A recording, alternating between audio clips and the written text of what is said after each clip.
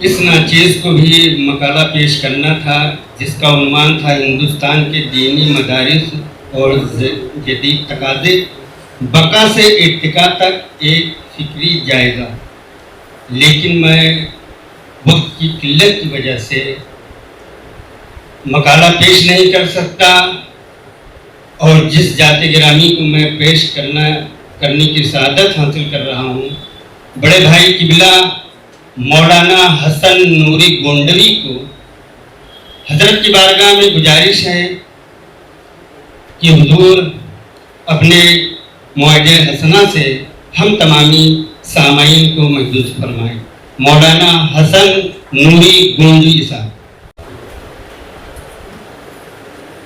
نحمده ونصلي ونسلم على رسوله الكريم اما بعد آمنت بالله صدق الله بارگاہ مصطفیٰ صلی اللہ علیہ وآلہ وسلم درود پاک تحفہ پیش کریں۔ اللہم صلی اللہ علیہ شفیعنا حبیبنا مولانا ملجانا محمد معنی الجود والکرم بارک وسلم صلاة و سلام علیک یا رسول اللہ صلی اللہ تعالی علیہ وسلم۔ ابھی مجھ سے قبل جو باتیں آپ سماعت کر رہے تھے وہ بہت اجمال میں تھیں، انہی کی تفصیل پیش کرنے کے لیے میں حاضر آیا ہوں، اور الحمدللہ مجھ سے پہلے دیگر علماء دین نے اپنے مافی ضمیر کو پیش کیا، اور ہونا بھی چاہیے۔ ہر ایک کا تعارف تو نہیں کرا سکتا، ہر ایک اپنی جگہ آفتاب و ماہتاب ہیں۔ شکار ماہ کی تذکیر آفتاب کروں، کسے میں ترک کروں، کس کا انتخاب کروں۔ اللہ سب کو سلامت رکھے۔ میں بھی ہندوستان کے دینی مدارس اور اس کے جدید تقاضے کے تحت چند باتیں آپ کے گوشے گزار کروں گا، اور وہ چند باتیں صرف 4 ہیں: مقام تعلیم، نظام تعلیم، طریقہ تعلیم اور نصاب تعلیم۔ انہی 4 کے بارے میں 4 باتیں آپ کو پیش کروں گا، اور اس میں کوئی خرچہ بھی نہیں ہے۔ اگر غور کریں، ممکن ہے میری بات مناسب لگے تو قبول کریں، اور اگر نہ لگے تو پھر مجھے آپ میری اصلاح بھی فرمائیں، انشاءاللہ قبول کرنے والا پائیں گے۔ مقام تعلیم کے بارے میں یہ عرض کروں گا، ٹھیک ہے کسی زمانے میں چٹائی پر بیٹھ کر پڑھنا تواضع، انکساری اور بہت کچھ اس سے حاصل ہوتا تھا، لیکن کائنات کی سب سے بڑی کتاب اور علم میں سب سے اعلیٰ علم اب اس طرح بیٹھ کر نہ پڑھایا جائے، بلکہ اس کے لیے اعلیٰ سے اعلیٰ انتظام کیا جائے۔ درسگاہ پرکشش ہو، دیدہ زیب ہو، اور جدید انداز میں حتیٰ کہ بورڈ وغیرہ کا استعمال کے ساتھ ساتھ لب و لہجے کا استعمال بھی ماضی جیسا نہ ہو، بلکہ میرا اپنا ماننا یہ ہے کہ اگر کلاس روم بہت مناسب بنا دیا جائے تو امیروں کے بچے بھی بیٹھنے میں شرماتے نہیں۔ یہ بہت بڑی ضرورت ہے کہ درسگاہ ہماری اس قدر پرکشش ہو کہ بیٹھنے والا ایک احساس برتری اپنے اندر پائے، احساس کمتری نہ پائے۔ اس کے لیے جو بھی چیزیں علماء نے اس پر کتابیں بھی لکھی ہیں درسگاہ کے حوالے سے کہ کس طرح اس کو ڈیزائن کیا جائے، کہاں پہ کون سی چیزیں لگائی جائیں وغیرہ وغیرہ۔ دوسری چیز یہ ہے طریقہ تعلیم۔ طریقہ تعلیم کے بارے میں بس اتنی بات عرض کروں کہ جو بھی اساتذہ جو بھی کتاب پڑھا رہے ہوں ان کو علم نفسیات کا جاننا بہت ضروری ہے۔ اگر نفسیات کا علم نہیں ہے تو چاہے وہ کتنے ہی بڑے فاضل کیوں نہ ہو، استاذ بننے کے لائق نہیں ہے۔ نفسیات سے آپ طلباء کے مزاج کو سمجھیں گے، ان کی فکر کو سمجھیں گے، ان کی ذہانت کو سمجھیں گے، وہ کس طرح سے اور کن مثالوں سے بات کو سمجھ سکتے ہیں، یہ ساری باتیں آپ علم نفسیات سے سیکھیں گے۔ طریقہ تعلیم کی بات آئی تو میں یہ عرض کر دوں کہ اگر ہم مناسب طریقے سے، جو طریقہ ہمارے اکابر کا رہا ہے، رسول اللہ صلی اللہ علیہ وآلہ وسلم جو طریقہ تعلیم تھا، اسے ہم اگر اپنے زمانے میں اپلائی کریں تو سب سے بہترین پڑھائی ہو سکتی ہے۔ کیسے؟ اس کی ایک مثال، اللہ کے رسول صلی اللہ علیہ وآلہ وسلم کس طرح سے پڑھاتے تھے، کس طرح سکھاتے تھے، اس پر بھی لوگوں نے کتابیں لکھی ہیں۔ آقا علیہ السلام سب سے پہلے طلباء سے آسان سوال کرتے تھے، تو جب آسان سوال پہلے کر لیتے تو ہر کوئی پڑھ کر کے جواب دینے کی کوشش کرتا، اور اس کے بعد آہستہ آہستہ مشکل سوالات کرتے۔ کیا مطلب؟ اس سے اندر جو ہے قوت پیدا ہوتی ہے بولنے کی. اور اگر پہلے ہی مشکل سوال کر لیا جائے اور سارے سہم جائیں تو اگلا سوال کتنے ہی آسان کیوں نہ ہو کوئی بچہ بولنا نہیں چاہے. طریقہ تعلیم میں بچوں سے ابھی ہمارے حضرت بتا رہے تھے کہ زبان کے بارے میں کہ ہم 10 سال پڑھ کے عربی نہیں بول پاتے, فارسی نہیں بول پاتے, وجہ کیا ہے؟ میرا اپنا ماننا یہ ہے کہ اگر درسگاہ میں اردو کتاب پڑھائی جا رہی ہے تو استاذ کو اردو میں بات کرنا چاہیے, کسی اور زبان کو ملا کر کے بات نہ کریں, کیونکہ کتاب اردو کی ہے تو پوری گفتگو طلبہ کے ساتھ اردو میں ہو. اگر کتاب فارسی کی ہے اور طلبہ فارسی پڑھنے آئے ہیں, وہ گھنٹی فارسی کی ہے, تو استاذ کو بھی چاہیے کہ گفتگو پوری کی پوری فارسی میں ہی کرے, اور اگر عربی کی ہے تو عربی میں کرے. ہو یہ رہا ہے کہ بچہ عربی پڑھنے آیا ہے, عربی سمجھنے آیا, اور اس سے ہم گفتگو عامیانہ انداز میں کر رہے ہیں, عام لب و لہجے میں کر رہے ہیں. زبان پہ کبھی بھی مہارت نہیں ہو سکتی. ایک تو یہ ہے طریقہ تعلیم کے حوالے سے. طریقہ تعلیم میں اور بھی کئی چیزیں شامل ہیں اور ہر ایک کی تفصیل بتانا ممکن نہیں ہے.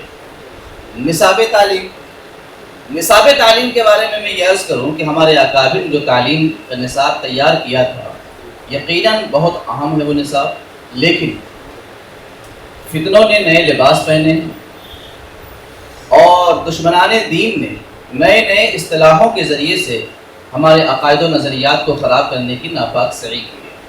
اب قدریہ جہمیہ تلاش کریں, آپ معتزلہ کو ڈھونڈیں تو اس شکل میں معتزلہ کو نہیں پائیں گے.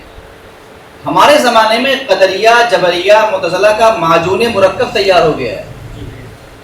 جب معجون مرکب ہمارے سامنے ہے, پہلے قدریہ الگ ہے تو جبریہ الگ ہے, معتزلہ الگ ہیں. ہمارے زمانے میں ایسا نہیں, سب کا ایک مجموعہ تیار ہوا ہے. ان کی اصطلاحیں الگ ہیں, ان کا طریقہ الگ ہے, حتیٰ کہ ان کے علامات تک الگ ہیں. ماضی کے جو علامات تھے باطل جماعتوں کو پہچاننے کے, وہ علامات اس زمانے میں کارگر نہیں ہیں. ہمارے اگر حضرات ان علامات کو پڑھ کر جدید زمانے میں ان باطل جماعتوں کو پہچاننا چاہیں, شاید ایک بھی نہ ملے. بہرحال بتانا یہ ہے کہ نصاب تعلیم میں یہ ہونا چاہیے. دیکھیے, جب ہم دوسرے عقائد و نظریات کو صرف اس لیے پڑھتے ہیں تاکہ ہمارے علماء, ہمارے طلباء اس سے واقف رہیں, وقت پڑھنے پر جواب دے سکیں, تو پھر کیوں نہ ہم اپنی نصاب تعلیم میں جو جدید فتنے ہیں ان کو لے کر کے رد رافضیت پر کتابیں, رد قادیانیت پر کتابیں, رد دیوبندیت پر کتابیں, اور ان کے عقائد و نظریات کے حوالے سے کتابیں, یا محاضرات میں جو کتابیں لکھی گئی ان کو لے کر کے شامل نصاب ہے. مقصد وہی ہے جو ماضی میں قدریہ جبریہ کے لیے تھا, وہی حال میں ان کے لیے. تو یہ نصاب تعلیم کے بارے میں.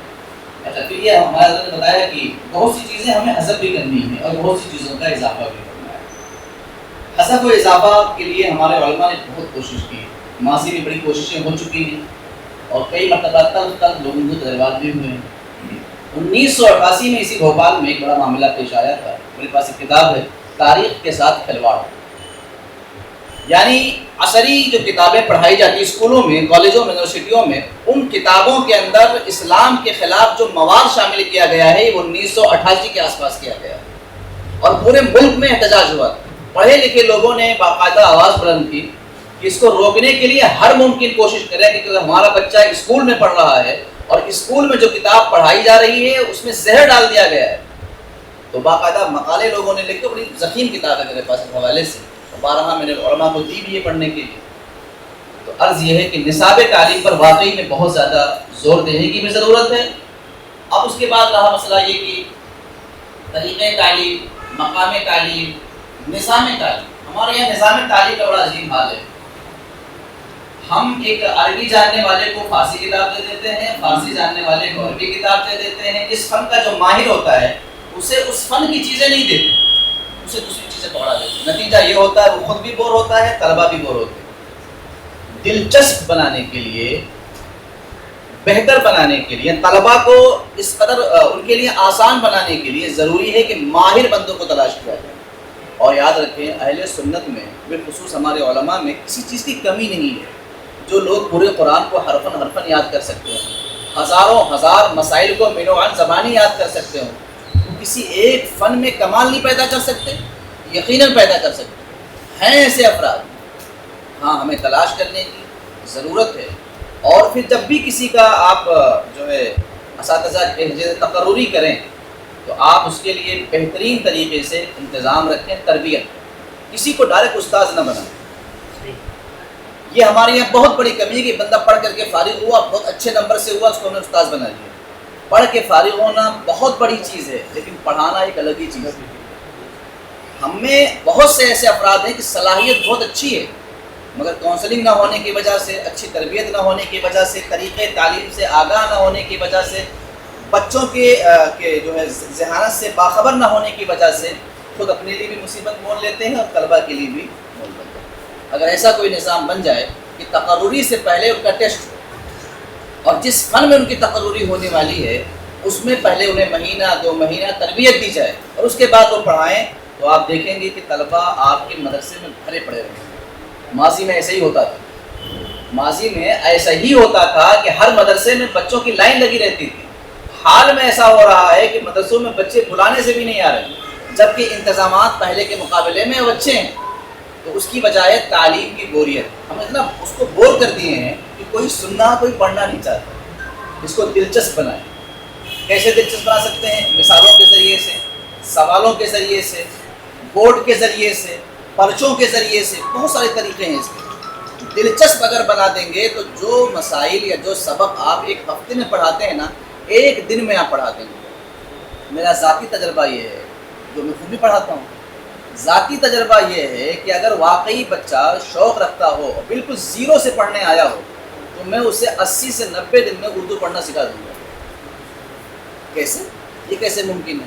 بالکل زیرو سے آیا تو یہ کیسے ممکن ہے؟ یہ تجربے کی بنیاد. کیسے کرنا ہے، کس طرح کرنا ہے، اس کے ذہن میں بات کیسے ڈالنی ہے، یہ خود ایک علم ہے اور اس کے لیے ہمارے اساتذہ کو تیار ہونا ہے. دیکھیے چونکہ ہم ہی لوگ بیٹھے ہیں، ہم ہی سننے والے، آپ سنانے والے. میں کہوں گا کہ اپنے من میں ڈوب کر پاجا سراغ زندگی، تو میرا نہیں بنتا نہ بن اپنا تو بن. میری خواہش یہ ہے کہ اگر ہم میں، ابھی حضرت کہتے ہیں نا کہ ہمارے مدرسوں کو چندہ کی بنیاد پر چلایا جا رہا ہے، ہم کیا کہتے ہیں فیس پر ہی چلا سکتے ہیں، بغیر چندے کے بھی. واقعی سچی بات ہے، میں خود چلا رہا ہوں اور بڑے پیمانے پر چلا سکتے ہیں. اس کے لیے آپ کو اپنے مدرسے کو بہتر بنانا ہوگا، اور بہتر بنانے کے لیے آپ کا کلاس روم ایسا ہو کہ اگر ایک امیر سے امیر بچہ آ جائے تو اسے ذرا بھی ہچکچاہٹ نہ ہو کہیں بیٹھنے میں. آپ یہاں تک غور کر لیں کہ کرسی سے لے کر پیر پوچھنے تک جو چیزیں آپ کے پاس انتظام کی گئی ہیں وہ اتنی اعلیٰ ہوں، بہتر ہوں. آپ کہیں گے ایسا کیوں کریں ہم؟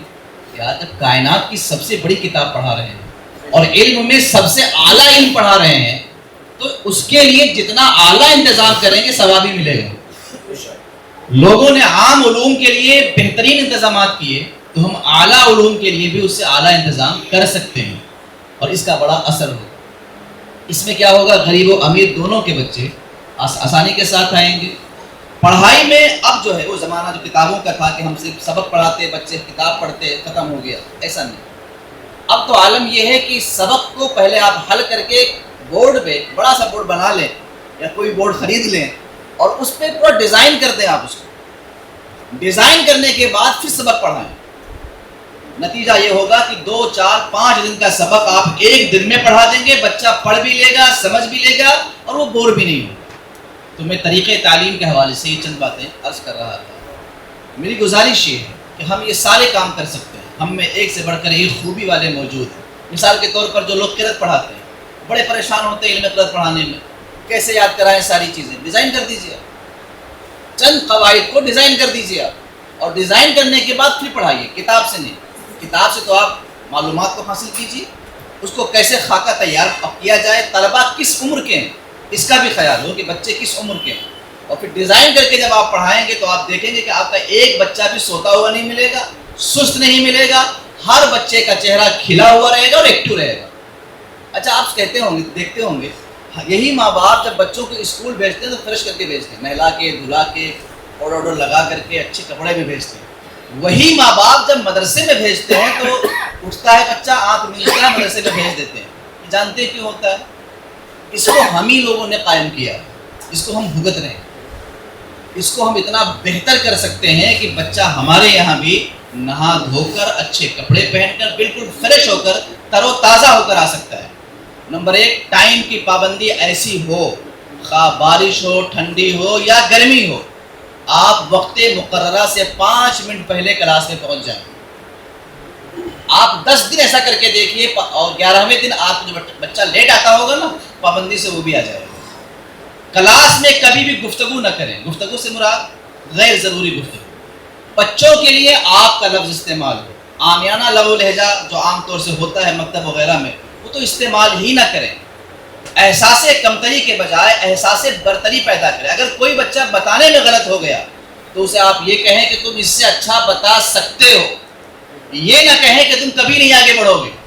تو یہ احساس برتری جب آپ پیدا کریں گے تو آپ دیکھیں گے طلبہ آپ کے یہاں آئیں گے، طلبہ آج بھی پڑھنا چاہتے ہیں، لوگ دین سکھانا چاہتے ہیں، مگر ہمیں کچھ چیزوں کو بدلنا ہوگا۔ یہ میں نے محسوس کیا، یہ میری ذاتی رائے ہے۔ طریقۂ تعلیم، نصاب تعلیم، مقام تعلیم اور نظام تعلیم، ان چاروں پر ہم توجہ دیں۔ کوئی خرچہ نہیں، لاکھ 2 لاکھ روپے کا خرچہ مشکل سے آئے گا، اور اعلیٰ سے اعلیٰ آپ کا کلاس روم ہوگا۔ ہر آنے والا پرکشش ہوگا، آپ کا داخلہ کا انتظام، ٹیسٹ لینے کا طریقہ اور کیمرے کا انتظام، آنے والے کے ساتھ کس طرح کا سلوک ہونا چاہیے، طلبہ کی پابندی، یہ سب بول کے کرانے کے بجائے ہم خود عملی طور پہ کریں گے تو انشاءاللہ عز و جل رب کی ذات سے یہ امید ہے کہ بہت بہتر طریقے سے ہمارے مدارس میں دینی تعلیم کو فروغ دیا جا سکتا ہے۔ چونکہ ہمارا موضوع بھی یہی تھا، ہندوستان کی دینی مدارس، اس کے جدید تقاضے۔ تو میں اس طور پہ کہوں گا کہ دینی تعلیم کو عظمت رفتہ دلانے کے لیے آپ اس کو بروئے کار لائیں۔ رب تعالیٰ نے چاہا تو طلبہ آپ کے یہاں بھیڑ کے ساتھ جیسے ماضی میں آیا کرتے تھے ویسے ہی آئیں گے۔ اگر ہم نے ان چیزوں کو نہیں بدلا تو جو 10-12 بچے بچے ہیں وہ بھی چلے جائیں گے۔ السلام علیکم ورحمۃ اللہ وبرکاتہ۔